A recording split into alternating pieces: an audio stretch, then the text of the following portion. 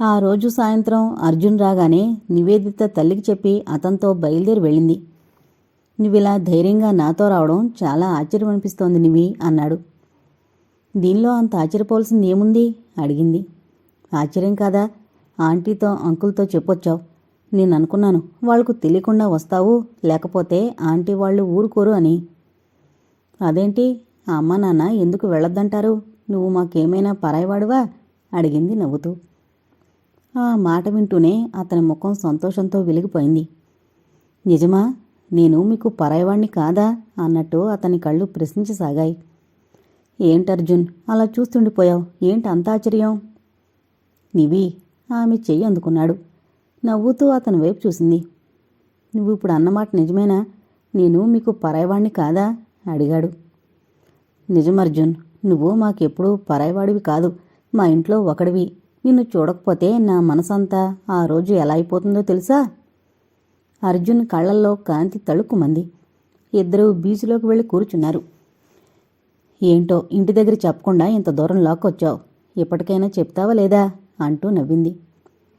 చెప్తాను అంటూ మొహం గంభీరంగా పెట్టాడు. అతను ఎప్పుడూ లేంది అంత గంభీరంగా కూర్చోవడం చూసి పక్కున నవ్వింది. ఏంటర్జున్ ఉన్నట్టుండి అలా ఉండిపోయావు? రాత్రి ఏ అమ్మాయినా కళ్ళకొచ్చిందా ఏమిటి? ఆ మాట ఆమె అండం విని అటు చూశాడు. ఒక్క క్షణం రెప్పవాల్చకుండా అలా చూశాడు. కళ్ళకొచ్చింది ఆ అమ్మాయి కాదు, దేవత.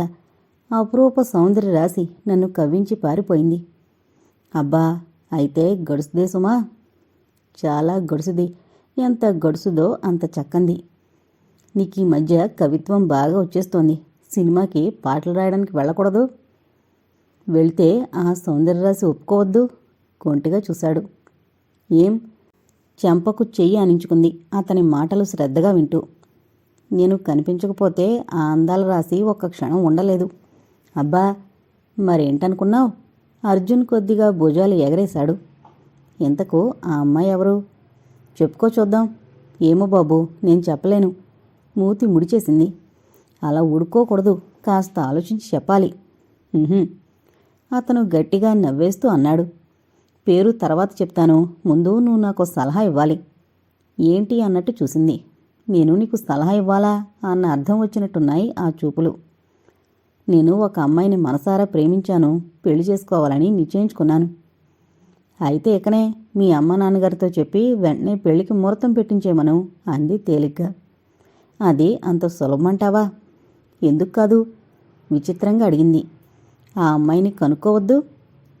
అయితే ఆ అమ్మాయికి ఇంకా నీ సంగతి తెలీదా? నేను మనసు విప్పి చెప్పలేదు, కానీ ఆమెకు నేనంటే ఇష్టమని తెలిసిపోయింది. అయితే ఇంకా ఎందుకు ఆలోచన? తెలిసినా గాని మనసులో ఏదో భయం. ఆ అమ్మాయికి ఈ విషయం ఎలా తెలియజేయాలని. ఓస్, అదేమంత కష్టం. అయినా నీ మనసులో మాట ఉత్తరంలో రాసి ఆ అమ్మాయికి అందజేయి. ఆ ఉత్తరం చదువుకుని నీ దగ్గరకు పరిగెత్తుకొస్తుంది అంటూ అతని వైపు నవ్వుతూ చూసింది. ఈ మాత్రానికి పెద్ద ఉపాయాలు వెతకాలా అన్నట్టు. ఆ మాట విన్నంతోనే అతని ముఖం మతాబులా వెలిగిపోయింది. సరే, అలాగే చేస్తాను అన్నట్టు తల పంకించాడు. ఇంతకు ఆ అమ్మాయి ఎవరు? చెప్తాను, ముందు ఆ అమ్మాయి మనసులో ఉద్దేశం తెలుసుకుని అన్నాడు. ఇద్దరూ కాసేపు బీచ్లో కూర్చున్నారు. అర్జున్ సిగరెట్ వెలిగించుకోబోతుంటే నివేదిత అతని వైపు సీరియస్గా చూసింది. నీకెన్నిసార్లు చెప్పాను అలా సిగరెట్ల మీద సిగరెట్లు కాల్చొద్దని? ఓ అంటూ నుదుటిపై వేళ్లతో కొట్టుకున్నాడు. నువ్వు చెప్పింది మరిచిపోయాను, గుర్తులేదు సుమా అన్నట్టు. నివేదిత ముఖం తిప్పుకుంది. నీకసలు ఏదీ గుర్తుండదు, ఎదుటున్న మనుషులే గుర్తుంటారు అన్నట్టుంది ఆమె ముఖం తిప్పుకోవడం. ఇద్దరూ సరదాగా ఏవో కబుర్లు చెప్పుకుని ఇంటికి బయలుదేరారు. ఆమెను ఇంటి వద్ద దించేసి అతను వెళ్ళిపోయాడు. మర్నాడు సాయంత్రం అర్జున్ వచ్చాడు. నివేదిత ఏదో పుస్తకం చదువుతూ కూర్చుంది. అతను కాసేపు అక్కడే కూర్చుని ఆమెతో మాట్లాడాడు. అంతలో నివేదిత స్నేహితురాలొస్తే లేచి అవతలకు వెళ్ళింది. అర్జున్ అదే సమయం అని జేబులో ఉన్న ఉత్తరం తీసి ఆమె చదువుతూ అక్కడ పెట్టి వెళ్లిన పుస్తకంలో పెట్టేసి జగదీష్ రావడంతో అతని గదిలోకి వెళ్లి కూర్చున్నాడు. నివేదిత స్నేహితురాలు ఆమెతో పాటు లోపలికొచ్చి కూర్చుని తనకి ఏం తోచడం లేదు అంటూ నివేదిత సగం చదివి పెట్టిన పుస్తకం అడిగి ఆమె పట్టుకెళ్ళిపోయింది. నివేదితకు ఆ పుస్తకంలో అతను ఉత్తరం పెట్టాడని తెలీదు. అందుకే స్నేహితురాలు పుస్తకం పట్టుకెళ్తాను అంటే సరే అంది. అర్జున్కి ఈ విషయం తెలీదు. ఆమె ఆ పుస్తకం తెరిచుంటుంది, ఆ ఉత్తరం చదువుకుని మురిసిపోతూ ఉంటుంది అని అతను ఆ రాత్రంతా ఆలోచిస్తూనే ఉన్నాడు. వాళ్ళింటికి తెల్లవారే వెళ్ళిపోదాం అనుకున్నాడు. అందుకు మనసు ఒప్పలేదు. ఆమె ఎదుట పడాలి అంటే ఏదో సిగ్గనిపించింది. వెళ్లకుండా ఉండడానికి మరో కారణం కూడా ఉంది. ఆమె ఆ ఉత్తరం చదువుకుని తన రాక కోసం ఎదురు చూస్తూ ఉంటుంది. తను వెళ్ళకపోతే నిరాశగా అలిగి కూర్చుంటుంది. ఆ తర్వాత వాళ్ళింటికి వెళితే అలిగి తనతో మాట్లాడడం మానేస్తుంది. అప్పుడు తను ఆమెను తన 2 చేతులతో బంధించి దగ్గరకు లాక్కుని ఆమె కోపం పోగొట్టాలని అతని ఆలోచన. 4 రోజుల తర్వాత అర్జున్ వాళ్ళింటికి వెళ్ళాడు. అతన్ని చూడగానే ఆమె నవ్వు ముఖంతో ఎదురు వెళ్ళింది. ఏంటి అసలు రావడం మానేశావు అని అడిగింది. నీ వల్లే నవ్వుతూ చెప్పాడు. నా వల్ల ఏం చేశానబ్బా అంది ఆలోచిస్తూ. ఆమె ఒంటరిగా ఉండడం చూసి మెల్లగా అడిగాడు. ఏం ఆలోచించుకున్నావు? నేను ఆలోచించుకునేది ఏముంది అడిగింది ఆశ్చర్యంగా. అదే నేను రాసి నీకిచ్చిన ఉత్తరం సంగతి కంఠస్వరం తగ్గించి మెల్లగా అడిగాడు. ఏం ఉత్తరం అడిగింది కనుబొమ్మలు ముడేసి అర్థం కానట్టు చూస్తూ. తెలీదు, నువ్వు చూడలేదు అంటూ ఆమె చెయ్యందుకుని ఆమె కళ్ళలోకి సూటిగా చూశాడు. అలా చూస్తున్నప్పుడు అతని పెదవులు సంతోషాన్ని దాచుకోలేక చిరునవ్వులు చిందించసాగాయి. ఆ నవ్వు, అడిగే తీరు ఆమె మరోలా అర్థం చేసుకుంది. ఊరికే తనని ఆడిస్తున్నాడు, ఉత్తరం ఏం లేదు అని. అందుకే ఆమె కూడా తమాషా చెయ్యాలని నిశ్చయించుకుంది.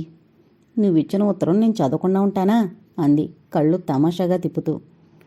ఆ మాట వింటూనే అతని కళ్ళు కాంతివంతమయ్యాయి, నిజమా అన్నట్టు చూస్తూ. అయితే చదివి ఏం ఆలోచించుకున్నావు అడిగాడు. ఏం ఆలోచించుకున్నానో చెప్పనా అడిగింది ఊరిస్తున్నట్టు. త్వరగా చెప్పు అన్నట్టు చూశాడు. మరేమో నువ్వేమో. ఆమెకు ఏం చెప్పాలో ఎలా ఆట పట్టించాలో తోచలేదు. క్షణం ఆగి, ఆహా నేనేమో ఆ ఉత్తరం చదివి అంటూ కిలకిలా నవ్వేసింది. అబద్ధం ఆళ్లేను అన్నట్టు.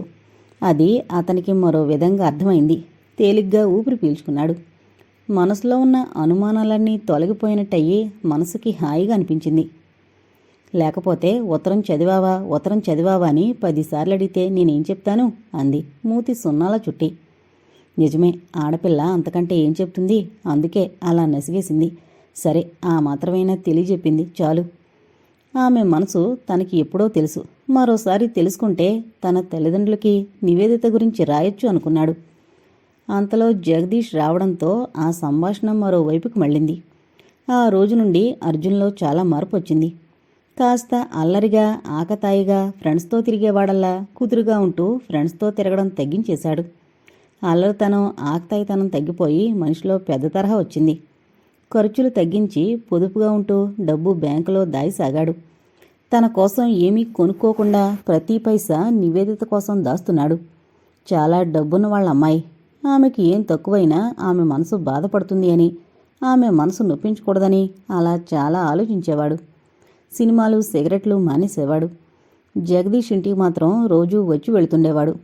నివేదితను చూడకపోతే అతని మనసు ఎలాగో అయిపోయేది. ఆమె ఎక్కడికైనా వెళితే వచ్చిందాకా ఉండి అప్పుడు తన ఇంటికి వెళ్ళేవాడు. అలా రోజులు గడుస్తున్నాయి. 1-2 నెలలు పూర్తయిపోయాయి. అర్జున్కి ఇంటి దగ్గర నుండి ఉత్తరం వచ్చింది. ఇక్కడ 2-3 పెళ్లి సంబంధాలున్నాయి, నువ్వొచ్చి చూడు, నీకు నచ్చితే సంబంధం నిశ్చయం చేసి పెళ్లికి ముహూర్తం పెట్టిస్తావంటూ. ఆ ఉత్తరం చదువుకుని అర్జున్ మనసులో ఆలోచించుకుని తమ ఊరు ప్రయాణమే వెళ్ళాడు. నివేదిత విషయం చెప్పాలి అని, తల్లిదండ్రుల్ని రమ్మని చెప్పాలి అన్న ఉద్దేశంతో. నివేదితకు కృష్ణ దగ్గర నుండి ఉత్తరాలు వస్తున్నాయి. ఆ ఉత్తరాలకి జవాబులు రాస్తుంటుంది. ఆ రోజు పోస్టులో ఉత్తరం వచ్చింది. ఆమె ఆతృతగా తీసి చూసింది. కృష్ణ దగ్గర నుండి వచ్చింది. ఒక్క పరుగులో గదిలోకి పరిగెత్తి తలుపులు మూసుకుని తెరిచి చదవసాగింది. నా అందాల ప్రేయసి నివి, నీకు ఒక మంచి వార్త చెప్పాలని ఈ ఉత్తరం రాస్తున్నాను. అదేంటో చెప్పుకోగలవా? చెప్పుకోలేవు. నాకు తెలుసు, అప్పుడే ఊడుకుంటున్నావు కదూ. నాకు నీ సంగతి తెలీదు. అలనాటి సత్యభామవే నువ్వు. నివి, నాకు ఈరోజు ఎంత సంతోషంగా హాయిగా ఉందో తెలుసా? నా మాటలు నీకు అర్థం కావడం లేదు కదూ. ఇప్పుడు చెప్పిన అర్థం కాదు. 2 రోజుల తర్వాత నీకే తెలుస్తుంది. ఇప్పుడు మాత్రం ఆ విషయం నీకు రాయడం లేదు. నువ్వు అక్కడ ఎలా ఉన్నావు? నాకు మాత్రం ఒంటరితనం భారంగా ఉంది. మన పెళ్ళి ఎంత త్వరగా జరిగిపోతుందా, నువ్వు నా చెంతకెంత వేగంగా వస్తావా అని పిచ్చి ఆలోచనలతో గడుపుతున్నాను. నవ్వుకుంటున్నావు కదూ? నువ్వు నవ్వితే మరి నాకు కోపం వస్తుంది, అంతే. నాకు కోపం వస్తే కోపంతో అలకొస్తుంది. అలకొస్తే అలక నువ్వు తీర్చాలి, తెలిసిందా? అప్పుడు గాని నా కోపం పోదు. సరే, ఇప్పటికే చాలా పెద్ద ఉత్తరం రాశాను. ఇంకా రాస్తే భారతమే అవుతుంది. ఇక ముగిస్తాను. ఈ ఉత్తరం అందిన వెంటనే నాకు నువ్వు చాలా పెద్ద ఉత్తరం రాయాలి. చిన్న ఉత్తరం రాస్తే ఒప్పుకోను మరి. ఇక ఉంటాను, కృష్ణారావు.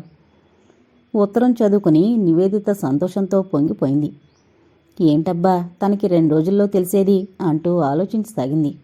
అయినా ఆమెకు అర్థం కాలేదు. అనుకుంది మనసులో ఉడుక్కుంటూ. ఆ రాత్రంతా అతని గురించే ఆలోచిస్తూ తీయని ఊహల్లో తేలిపోయింది. 2-3 రోజులు గడిచిపోయాయి. ఆ రోజు ట్రైన్కి కృష్ణతల్లి వస్తున్నట్టు వైరొచ్చింది. వాసుదేవరావు గారు స్టేషన్కి కారు తీసుకువెళ్లారు. ఆవిడ తమ్ముడితో ఇంటికొచ్చింది. ఏంటి ఉత్తరమైనా రాయకుండా బయలుదేరిపోయారు అంటూ ఆశ్చర్యం ప్రకటించింది వాసుదేవరావు గారి భార్య. ఏముంది, నీ కూతురు నన్ను ఉన్నపళంగా బయలుదేరదీసింది, నన్నేం చేయమంటావు అంటూ తమ్ముడితో మరదలతో అందావిడ. ఏంటా అని ఆ దంపతులిద్దరూ ఆశ్చర్యపోయారు.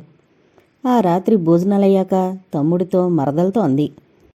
చిన్నప్పుడు నీ కూతురు పుట్టినప్పుడు నేను అన్నమాట నిలబెట్టుకోవడానికి వచ్చానిప్పుడు. వాసుదేవరావు గారి దంపతులు ఆశ్చర్యంగా చూశారు. నిజమా అన్నట్లు. ఏదో ఇంట్లో మామూలుగా అనుకోవడమే గాని కృష్ణకే తన కూతుర్ని ఇవ్వాలని పట్టుదలగా అనుకోలేదు. ఇప్పుడు ఆవిడొచ్చి అడిగితే అలా ఉండిపోయారు. కృష్ణకి తండ్రి లేరు, ఒక్కడే కొడుకు. ఆస్తి బాగా ఉన్నవాళ్లు. కృష్ణ చాలా బాగుంటాడు, బుద్ధిమంతుడు, చదువుంది. కూతుర్ని కోరి చేసుకుంటామనొచ్చారు. కూతురికి కూడా ఇష్టమేనని తెలుస్తోంది. ఇంకా ఆలోచించేదేముంది? వాసుదేవరావు గారి దంపతులు ఆవిడ మాటకి ఏం కాదనలేదు. నిచ్చే తాంబూలాలు తీసుకుని త్వరలో ముహూర్తం పెట్టించేశారు. నివేదిత సంతోషానికి పట్టపగ్గాలు లేకుండా పోయాయి. అందుక తనకి కృష్ణ అలా రాశాడు అనుకుంది మనసులో. పెళ్లి ముహూర్తం నెల 15 రోజులుంది. ఆవిడ గుంటూరు వెళ్ళిపోయింది. ఆ రోజు నివేదిత స్నేహితురాలి ఇంటికి వెళ్ళొస్తోంది. దారిలో అర్జున్ ఎదురయ్యాడు. అరే, నువ్వు ఊరు నుండి ఎప్పుడొచ్చావు అంటూ ఆశ్చర్యంగా అడిగింది. ఈరోజే అంటూ నవ్వాడు. మా ఇంటికి రాలేదేం? నేను బండి దిగి గంటయింది. ఇప్పుడు బయలుదేరొస్తోంది మీ ఇంటికే. అయితే పద, నేను ఇంటికే వెళుతున్నాను అంది. ఇంటికి కాదు, అలా కాసేపు ఎక్కడికైనా వెళ్ళొద్దామా అడిగాడు ఆమె వైపు ఆశగా చూస్తూ. ఇప్పుడా? ఏమైనా పనుందా? అయితే పద, అలా బీచ్కి వెళ్ళొద్దాం అంటూ ముందుకి దారి తీశాడు. మౌనంగా అతన్ని అనుసరించింది. ఇద్దరూ బీచ్కి వెళ్ళి కూర్చున్నారు. ఏంటి, ఇన్ని రోజులుండిపోయావు? మేమెవరం గుర్తుకు రాలేదా అడిగింది నవ్వుతూ. ఆ మాట వింటూనే చురుక్కుని చూశాడు. గుర్తు రాకపోవడమా అంటూ అదోలా నవ్వి, నువ్వెప్పుడూ నా గుండెల్లోనే ఉంటావు, ఇక గుర్తు తెచ్చుకునేది ఏముంది? కొంటెగా ఆమె కళ్ళలోకి చూశాడు. ఆ మాటలు ఆమెకు ఆ రోజు కొత్తగా అనిపించాయి. అతను ఎప్పుడూ అలా మాట్లాడలేదు. తను అతని గుండెల్లో ఉండడమేమిటి? నిజానికి అతనికి ఏ మాట అనాలో అనకూడదో తెలీదు అని మనసుకి సరిపెట్టుకుని పైకి నవ్వేసింది. నివ్వి, నువ్వలా నవ్వుతుంటే నాకేమనిపిస్తుందో తెలుసా? అతని వైపు అయోమయంగా చూసింది. నేనిలా దగ్గరకు లాక్కుని అంటూ ఆమెను చెయ్యి పట్టి దగ్గరకు లాక్కుని మాట పూర్తి చేసేలోపు నివేదిత అతని చేతిని ఒక్క విదిలింపుతో విదిలించింది. అర్జున్, నీకేమైనా మతిపోయిందా అడిగింది కోపంగా. మతే కాదు, మనసును కూడా పోగొట్టుకున్నాను అంటూ నవ్వాడు. ఆమె మాట్లాడలేదు. ఆమెకు అతని ఆంతర్యమేమిటో అర్థమైపోయింది. మనసు ఒక్కసారి మొద్దుబారిపోయినట్టయింది. అర్జున్ ఏంటనుకుంటున్నాడు? తనని ఒక చెల్లెలిగా చూడడం లేదా? అతని మనసులో ఉద్దేశం ఇదా? భగవంతుడా, ఇప్పుడు అతనికి ఏమని చెప్పాలి? చెప్తే అతనికి కోపం రాదు? తను పొరపాటుగా ఊహించనైనా ఊహించలేదు అతని మనసులో ఉద్దేశం ఇది అని. అలా బొమ్మలా కదలకుండా ఉండిపోయింది. అర్జున్ చెప్పుకు వెళుతున్నాడు. తనంటే ఎంత ఇష్టమో.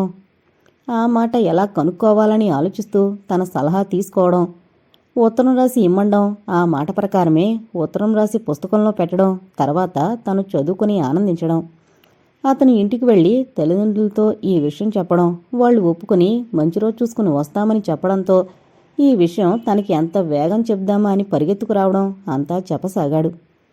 అప్పుడు గుర్తుకొచ్చింది నివేదితకు. ఆ పుస్తకంలో అతను ఉత్తరం పెట్టినట్టు నిజంగా తెలీదు. హాస్యంగా అంటున్నాడని ఆ రోజు అనుకుంది. ఆ పుస్తకం ఫ్రెండ్ పట్టుకెళ్ళిపోయింది. ఇప్పుడు ఆ అమ్మాయిని అడుగుదామంటే ఏనాటి పుస్తకం? అది బస్సులో వదిలేశాను, ఏం అనుకోవద్దని అప్పుడు చెప్పింది. ఆ పుస్తకంతో పాటు ఉత్తరం బస్సులోనే పోయాయని ఈ అర్జున్కి ఎలా తెలుస్తుంది? మనసులో బాధపడింది. పైకి మాత్రం తను ఏం తెలపకూడదని మామూలుగా ఉండిపోయింది మునుపట్లాగే. సముద్రం వైపు చూస్తూ కూర్చుంది. అర్జున్ ఆమె చెయ్యి చేతిలోకి తీసుకున్నాడు. ఆమె అభ్యంతరం చెప్పలేదు. నవ్వుతూ చూసింది అతని వైపు. ఆమె అరచేతిలో రేఖలు చూస్తూ హాస్యంగా తమాషాగా అన్నాడు, ఆ అమ్మాయి గారికి పెళ్లి దగ్గరకొచ్చేసింది, తొందరలోనే పెళ్లి. ఆ మాటలకి ఆశ్చర్యపోయింది. కృష్ణతో తన పెళ్లి నిశ్చయమైపోయిందని తెలిసిందా ఏమిటి? మరి ఇలా మాట్లాడుతున్నాడేమిటి? అసలు ఇతని మనసులో ఉద్దేశం ఏమిటి అనుకుంటూ, నీకెలా తెలిసినేమిటి అడిగింది. నాకు తెలియక ఇంకెవరికి తెలుస్తుంది అంటూ ఆమె చేతిని అతని పెదవులు కానించుకుని చటుక్కున ముద్దు పెట్టుకున్నాడు. అర్జున్ అంటూ త్రుళ్ళిపడి చేతిని గబుక్కున వెనక్కి లాక్కుంది. అతను నవ్వాడు. ఆమె ఒక్క క్షణం అలా ఉండిపోయింది. అర్జున్ కొంటిగా నవ్వుతూ, ఈ ఒక్క ముద్దుతో అయిపోలేదు, పెళ్ళయ్యాక నిన్ను 1,000,000 ముద్దులతో ముంచెత్తుతాను అంటూ చెయ్యి అందుకోబోయాడు. అతనికి చెయ్యి అందకుండా వెనక్కి పెట్టుకుంటూ, అర్జున్ ఏంటిది అడిగింది అయోమయంగా. నిన్ను నేను ఎంతగా ప్రేమిస్తున్నానో నీకు తెలీదు. నా గుండెలు చీల్చి చూస్తే అక్కడ వెలుగుతుంది ఒక ప్రణయ జ్యోతి. నువ్వు లేని జీవితమే నాకు లేదు. నిన్ను విడిచి నేను బ్రతకలేను. అందుకే అమ్మ నాన్నగారిని వచ్చి మాట్లాడి పెళ్లికి ముహూర్తం పెట్టించమని చెప్పొచ్చాను అంటూ నవ్వి, ఇక మన పెళ్లి కొద్ది రోజులే ఉంది, తర్వాత నువ్వు నేను అంటూ ఆమె చెయ్యి అందుకోబోయాడు. అర్జున్ అంటూ కోపంగా అరిచింది. ఏంటి అన్నట్టు అయోమయంగా చూశాడు. ఏంటా తొందరపాటు? మనకి పెళ్ళేమిటి? నువ్వు నన్ను ప్రేమించడం ఏమిటి? అలా క్షణంసేపు ఉండిపోయాడు. నాకు తెలిసి నిన్ను ఈ ప్రేమలోకి లాగలేదు. అది నా తప్పు కాదు. నా పెళ్లి నిశ్చయమైపోయింది, ముహూర్తం కూడా పెట్టించేశారు అంటూ జరిగిందంతా చెప్పి కృష్ణంటే తనకి ఎంత ఇష్టమో చెప్పింది. అర్జున్, నా వల్ల ఏదైనా తప్పుంటే నన్ను క్షమించు. నిన్ను ఒక మంచి స్నేహితుడిగా, ఆత్మీయుడిగా, సోదరుడిగా, ఒక మంచి మనసున్న మనిషిగా నిన్ను గౌరవించాను, భావించాను. నిన్ను పెళ్లి చేసుకుని నీకు భార్యను కాలేను. నా జీవితం, నా మనసు, నా ప్రేమానురాగాలు కృష్ణకి అంకితం చేసుకున్నాను. వారు లేందే నేను బ్రతకలేను, ఆయనకి దూరం కాలేను. నా మనసే ఆలయం చేసి ఆయన్ని నా దైవంగా నా గుండెల ఆలయంలో ప్రతిష్ఠింపజేసుకుని ప్రణయజ్యోతిని వెలిగించి ప్రేమానురాగాల్నే నైవేద్యం చేసి ఆరాధిస్తున్నాను ఆ అమృతమూర్తిని అంటూ అతని వైపు చూసింది. అతని కళ్ళు చింతనిప్పుల్లా ఉన్నాయి. అంతేలే, తెలిసి ప్రతి పురుషుడు స్త్రీకి దాసోహం అయ్యి ఆమె చేతిలో పడిపోతున్నాడు. ఎన్నాళ్ళు నన్ను ప్రేమించడం నిజం. కృష్ణ మీ ఇంటికి రావడంతోనే నీ మనసు మార్చుకున్నావు. కృష్ణని, నన్ను నీ హృదయపు కాటాలో వేసి తూచావు. అందం, ఆస్తి, అంతస్తు, చదువు అన్నీ అతనుకున్నాయి. నాకు ఆస్తి, అంతస్తు, చదువు లేదు. సంఘంలో నీకు అతని భార్యగా అయితేనే మంచి పేరుంటుంది. నా భార్యవైతే ఏముంది? వెంటనే నీ మనసు మారిపోయింది. కృష్ణతో నీ పెళ్లికి అంగీకరించావు అన్నాడు కోపంగా. లేదర్జున్, నేను ఆస్తి అంతస్తులకి ఎప్పుడూ మోజు పడలేదు. నా మాట విను. చస్, ఇంకా నీ మాట వినేదేమిటి? నువ్వు ఒక మోసగత్తెవు, నమ్మించి మగాడిని ఆడించే స్త్రీవి. నిన్ను నమ్మకూడదు. నా జీవితాన్ని గాఢాంధకారం చేశావు. నన్ను నమ్మించి నట్టేట్లో ముంచావు. నాకు మనసనేది, బ్రతుకనేది లేకుండా చేశావు. ఎన్నో ఆశలతో వెలిగించుకున్న నా ప్రణయజ్యోతిని ఆర్పేశావు. నన్ను ఒక పిచ్చి వెధవం చేశావు. ఇక నాకు పెళ్లి, జీవితం అంటేనే విరక్తి కలిగిపోయేటట్టు చేశావు. ఛీ, ఇక నీ ముఖం నాకు ఈ జన్మలో చూపించుకు. నువ్వంటేనే నాకు అసహ్యం వేస్తోంది. ఇక ఈ జన్మలో నీకు కనిపించను. ఇదే ఆఖరి చూపు, ఆఖరి మాట, సెలవు అంటూ వెళ్ళిపోయాడు. వెనక్కి తిరిగి చూడకుండా తనని అలా వదిలి వెళ్ళిపోవడంతో అలా చూస్తూ ఉండిపోయింది నివేదిత. ఆ రోజు నుండి మళ్ళీ ఎవరికీ కనిపించలేదు. ఉద్యోగానికి రిజైన్ చేసి ఎక్కడికో వెళ్ళిపోయాడు. జగదీష్కి కూడా కనిపించలేదు. అనుకున్న ముహూర్తానికి కృష్ణారావు, నివేదితల పెళ్లి వైభవంగా జరిగిపోయింది. కృష్ణ ఆమెను అన్ని విధాలా అర్థం చేసుకున్న మనిషి. అందుకే అతనికి పెళ్ళయ్యాక అర్జున్ విషయం, అతను పొరపాటు పడ్డం అంతా చెప్పి తన తప్పు ఏమైనా ఉందా అని అడిగింది. కృష్ణ నవ్వి ఆమెను ఓదార్చి, ఇందులో నీ తప్పు ఏం లేదు. ఒక అందమైన వస్తువుని అందరూ తన స్వంతం కావాలనుకుని ఆశిస్తారు. ఆ వస్తువు ఒకరి స్వంతమే అవుతుంది. అది తెలియక కొందరు పిచ్చివారవుతారు, అంతే. ఆ తప్పు అందమైన వస్తువుది కాదే. అలాగే అది నీ తప్పు కాదు, అది అతని పొరపాటు అన్నాడు. భర్త మాటలకి తృప్తిగా అతని గుండెలపై తల వాల్చుకుంది. ఆ సంవత్సరమే వాళ్ళకి వంశీకృష్ణ పుట్టాడు. కృష్ణ మెడికల్ ఆఫీసర్ అయిపోయాడు. అతను పెద్ద హోదాలో ఉన్నాడు. రోజులు గడుస్తున్నాయి. మళ్ళీ ఇన్ని రోజులకి వెనకటి కథంతా తిరగబడింది. నివేదిత ఆలోచిస్తూ కళ్ళు మూసుకుంది. అర్జున్రావు గారి మనసంతా అదోలా అయిపోయింది. గతమంతా గుర్తు తెచ్చుకుని బాధపడసాగారు. ఆ రోజు నివేదితతో దెబ్బలాడి ఇంటికి వెళ్ళిపోయాడు. ఇక ఆ ఊళ్ళో ఉండాలనిపించలేదు. జగదీష్ వాసుదేవరావు గారి దంపతుల కళ్ళబడాలని అనిపించలేదు. బాగా ఆలోచించుకుని ఆ రాత్రికి రాత్రి ఫ్రెండ్ రూమ్కి వెళ్ళిపోయాడు. ఉద్యోగానికి రిజైన్ చేసేసి ఊరు వెళ్ళిపోయాడు. అక్కడ జ్వరంతో మూసిన కన్ను తెరవకుండా పడున్నాడు. తర్వాత జ్వరం తగ్గింది. మనిషి మాత్రం మానసికంగా కుంగిపోయి కోలుకోలేకపోయాడు. తిరిగి కోలుకోవడానికి సంవత్సరం పట్టింది. ఆ ఊళ్ళోనే చిన్న ఉద్యోగంలో చేరాడు. తల్లిదండ్రులు రోజూ తనని పెళ్లి చేసుకోమని కోరుతూనే ఉన్నారు. వాళ్ళ నుండి తప్పించుకోవడం రోజురోజుకి కష్టమైంది. అలా 2 సంవత్సరాలు గడిచిపోయాయి. అనుకోకుండా ఒక సంబంధం కుదిరిచేసి తల్లిదండ్రులు బలవంతం మీద పెళ్లి చేసేశారు. తల్లిదండ్రులతో పెద్ద ఘర్షణ అయింది. అయినా వాళ్ల మాటే గెలిచింది. ఫలితం సుమిత్ర మెళ్ళలో 3 ముళ్ళు వేశాడు. అయితే నివేదితను మాత్రం అతను మరిచిపోలేక సుమిత్రను భారీగా మాత్రం చూడలేదు. అయినా ఆమె మహా ఓర్పు గల స్త్రీ అవడంతో భర్త మాట పైకి రాకుండా గుట్టుగా సంసారం సాగిస్తూ భర్త తనని బాగా చూస్తున్నట్టే నటించేది. రోజులు గడుస్తున్నాయి. సుమిత్రకి మనసులో బెంగతో భోజనం మానేస్తూ సరిగ్గా తిండి తినడం లేదని అతనికి తెలిసేది కాదు.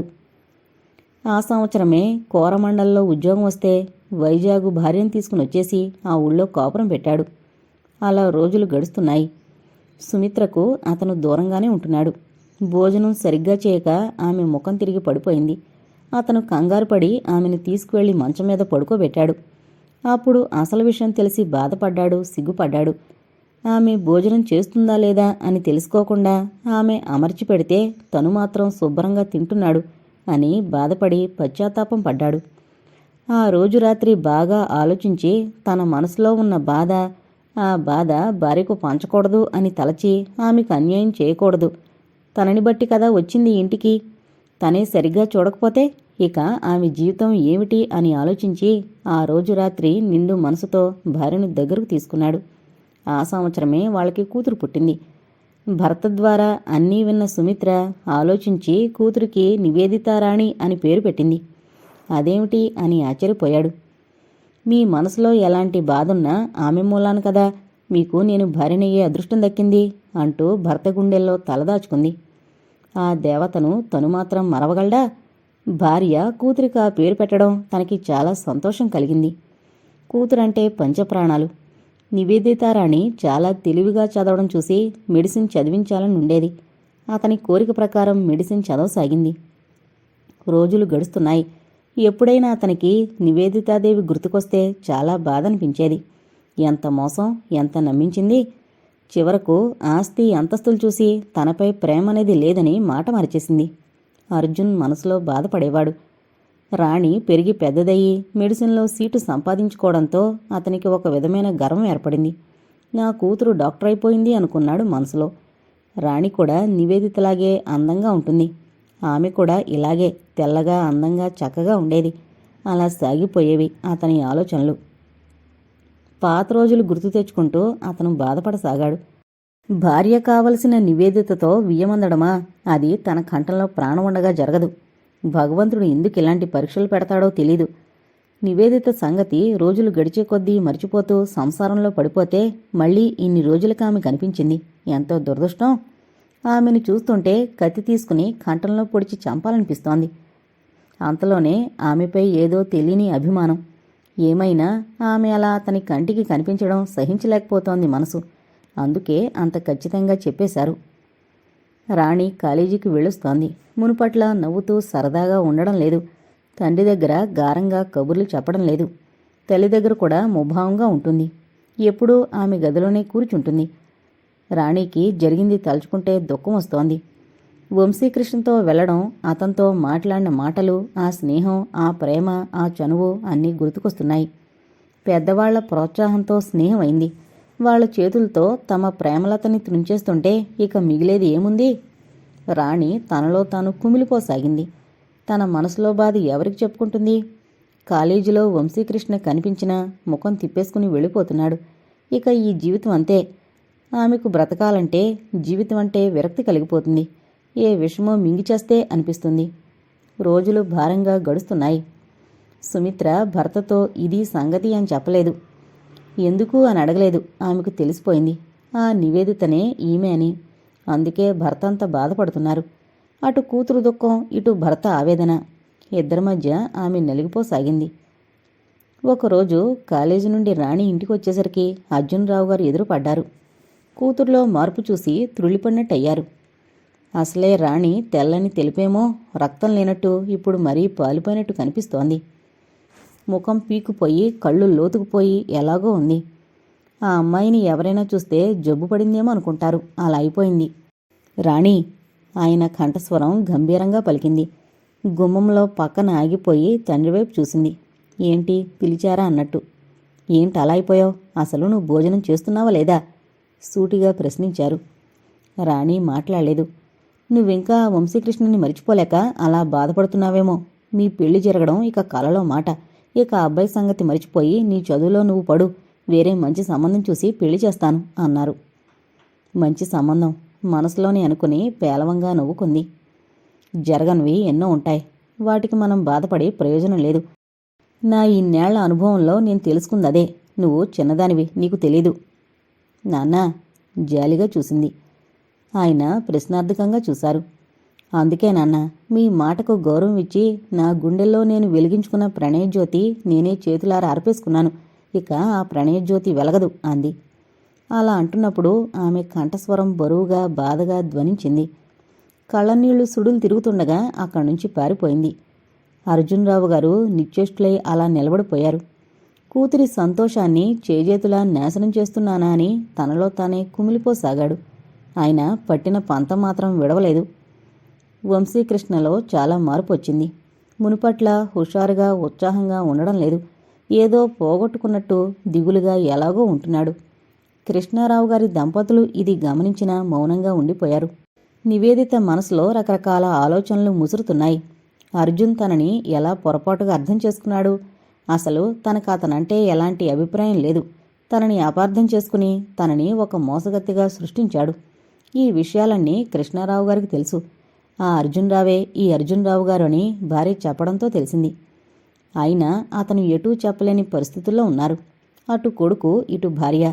వాడి మనసులో బాధపడుతూ కుమిలిపోతుంటే, భార్య అంతరంగంలో బాధ సుడులు తిరుగుతుంటే ఎటూ ఏమీ చెప్పలేకపోతున్నారు. ఒక విధంగా భార్య మాటలు పట్టుదల సబబుగానే తోస్తున్నాయి. అతన్ని ఆమె ప్రేమించలేదు. అపోహతో అన్యాయంగా నిందించాడతను. మంచి మనసుతో, అతనంటే ఉన్న జాలి, అభిమానం, గౌరవంతో తన కొడుక్కి అతని కూతుర్ని చేసుకుందామనుకుంటే అతను ససేమిరా వీల్లేదంటే ఈమెకైనా పౌరుషం లేంది. నివేదిత కూడా పంతం పట్టి కూర్చుంది. వంశీకృష్ణకి రాణినిచ్చి తన కంఠంలో ప్రాణం ఉండగా చెయ్యను అని ఖచ్చితంగా చెప్పేసింది. అయితే వాళ్ల ప్రాంతాలకి మధ్య పిల్లలు నలిగిపోతున్నారు. వాళ్ళకి పాపపుణ్యం తెలియదు కదా. అతనికి తన పెళ్లి కానప్పుడు నివేదితతో తన పెళ్లి జరుగుతుందా లేదా అన్న బాధ ఇప్పుడు గుర్తుకొచ్చింది. ఆనాటి ఆరాటం, ఆవేదన ఈనాటికి గుర్తున్నాయి. మరి ఈ పిల్లల మనసులు అంతే కదా. ఆలోచిస్తూ అలా కూర్చున్నారు. నివేదిత కూడా మునుపట్ల ఉత్సాహంగా ఉండడం లేదు. ఏదో దిగులుగా ఎలాగో ఉంటుంది. వంశీకృష్ణ రాణీల పరిచయం పెరగడానికి తనే ఒక విధంగా కారకురాలేమో అనిపించసాగింది. అప్పుడే తను త్రుంచేస్తే ఎంతవరకు వచ్చేదా? ఇప్పుడు అందరూ ఇరకాటంలో పడిపోయారు. ఏంటి చేయడం? భగవంతుడా, ఇప్పుడు ఏమిటి దారి? చలాకీగా సరదాగా తిరిగే బాబు ఎలాగో అయిపోయాడు. వాడు మళ్ళీ మామూలవుతాడా? తనలో తానే కుమిలిపోసాగింది. రోజులు గడుస్తున్నాయి. అందరి గుండెల్లో మూగ ఆవేదన చోటు చేసుకుంది. ఎవ్వరిలో మార్పు లేదు. ఎవ్వరిలో పంతం, పట్టుదలలు విడిచిపెట్టడం లేదు. కృష్ణారావు గారు ఆలోచనలో పడిపోయారు. బాగా ఆలోచించుకుని ఒక నిర్ణయానికొచ్చారు. 1 నెల రోజుల తర్వాత నివేదిత అన్నయ్య జగదీష్ గారు వచ్చారు. ఆయన విజయవాడ కాలేజీలో లెక్చరర్గా ఉంటున్నారు. 2 కొడుకులు. పెద్ద కొడుకు BE చదువుతున్నాడు. చిన్న కొడుకు ఇంటర్ సెకండ్ ఇయర్ చదువుతున్నాడు. అన్నగారు రావడంతో ఆమెకు చాలా సంతోషం అయిపోయింది. ఆ ఇంట్లో తిరిగి మునుపట్ల నవ్వుతూ హాస్యాలు మొదలయ్యాయి. జగదీష్ గారు అసలు అర్జునరావు గారి గురించే మాట్లాడలేదు. వంశీకృష్ణ పెళ్లి విషయం ఎత్తలేదు. మేనల్లుడి దగ్గర మాత్రం నాకు కూతురైనా లేదోయ్ నీకిచ్చి చేయడానికి అని అన్నాడు హాస్యంగా. అలా ఆ ఇల్లంతా ఆ రోజు నవ్వులతో నిండిపోయింది. జగదీష్ గారు ఆ రోజు వంశీకృష్ణతో మెల్లగా చాలాసేపు మాట్లాడారు. అతను ముభావంగా ఆయన అడిగిన మాటలకి సమాధానం చెప్పసాగాడు. మర్నాడు ఆయన మెడికల్ కాలేజీకి వెళ్ళి రాణిని కలుసుకుని మాట్లాడారు. ఆమెను చాలా ప్రశ్నలు వేసి ఎన్నో అడిగారు. రాణి అన్నింటికీ ముభావంగా ఏదో పోగొట్టుకున్నట్టు జవాబిచ్చింది. చూడమ్మాయ్, నువ్వు మరీ అలా కుంగిపోకూడదు, కాస్త ధైర్యం తెచ్చుకోవాలి. చేతికందే వస్తువుని చేజాపి అందుకోవడంలో ఆనందం, తృప్తి, గర్వం లేవు. చేతికి అందంది, మనకి సాధ్యం కాంది, అందుకోలేంది, అష్ట కష్టాలు పడి అందుకోవడంలో ఉంది ఆనందం, తృప్తి. అప్పుడు నీ మనసు ఎంత పొంగిపోతుంది, గర్వంగా ఎంత దర్జాగా నిలబడగలుగుతావు.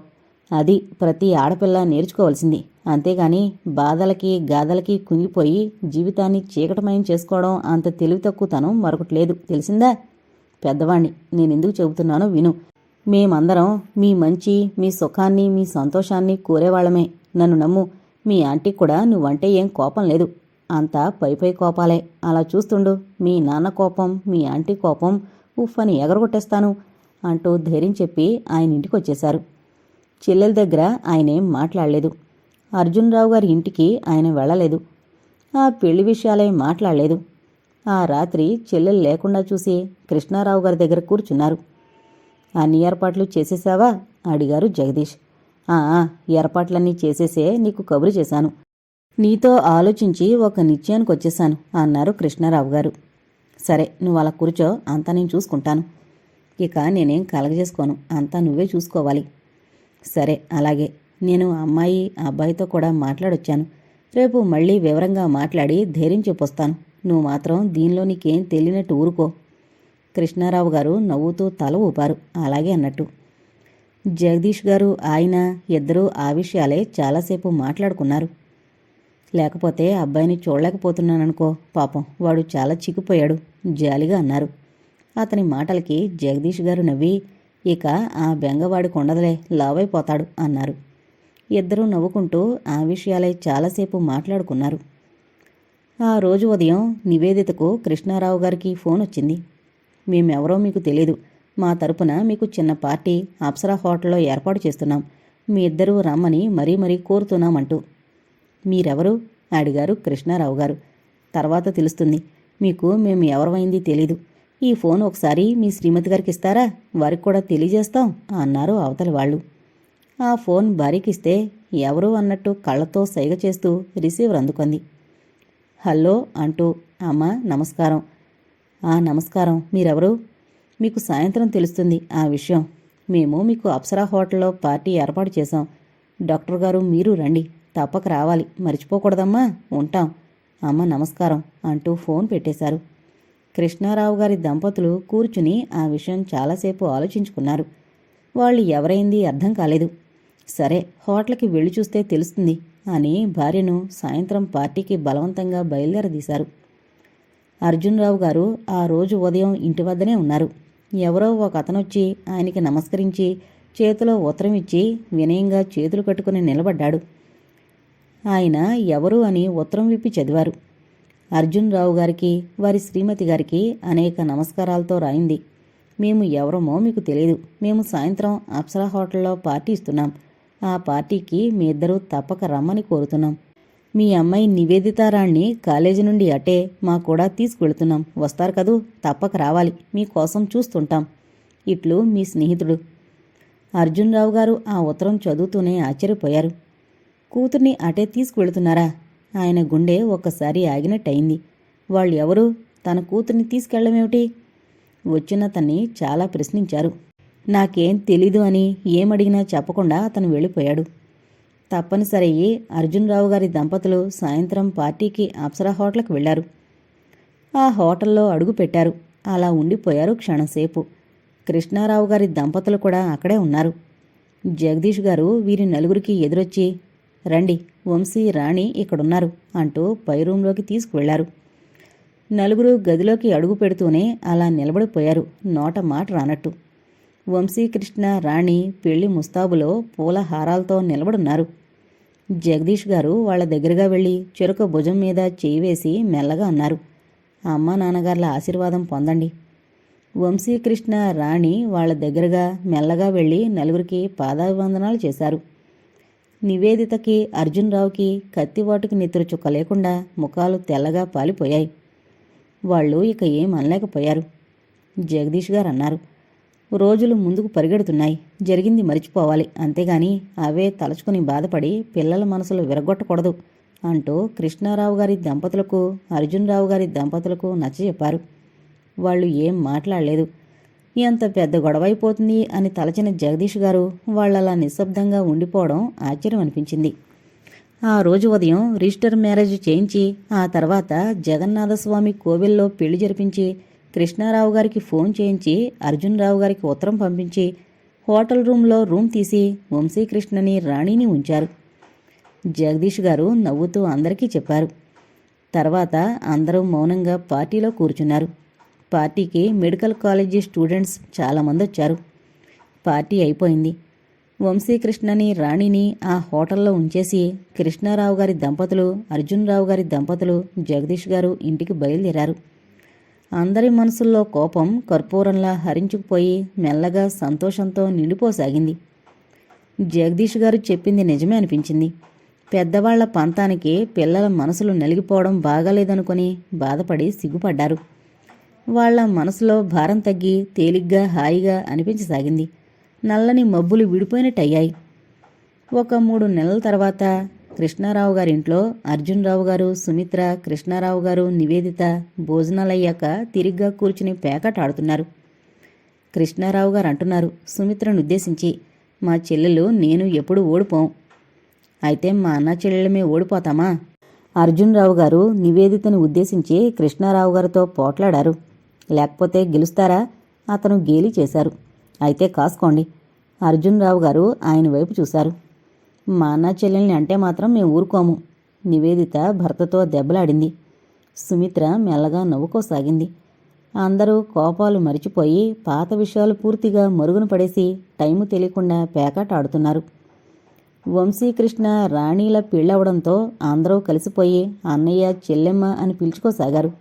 మేడ మీద నుండి వంశీకృష్ణ, రాణి చూస్తూ అలా ఉండిపోయారు. అసలు వాళ్ళంతలా సరదాగా కలిసిపోతారని కలలో కూడా ఊహించలేదు. అంతా భగవంతుడి నిర్ణయం. వంశీకృష్ణ రాణి దగ్గరగా వచ్చి చెయ్యి పట్టుకుని గదిలోకి లాక్కు వెళ్ళి తలుపులు మూశాడు. ఏంటిది? అడిగింది రాణి చిరుకోపంతో. ఏంటా అంటూ కొంటిగా నవ్వి ఆమెను మీదకు లాక్కున్నాడు. అబ్బబ్బా, వాళ్ళెవరింకా పడుకోలేదు అంది అతని పట్టు నుండి విడిపించుకోవడానికి ప్రయత్నిస్తూ. వాళ్ళకి ఇప్పుడు టైం తెలుస్తుందా ఏమిటి? అలా ఆడుతూ కూర్చున్నారంటే తెల్లవారిపోతుంది అంటూ ఆమెను 2 చేతులతో బంధించి మంచం మీదకు లాగాడు. ఆమె ఏదో చెప్పబోయింది. అతను చెప్పనివ్వలేదు. లైట్ ఆర్పేశాడు. వెన్నెల కిరణాలు కిటికీ గుండా గదిలోకి ప్రవేశించి ఆ గదిని వెలుతురుతో నింపాయి.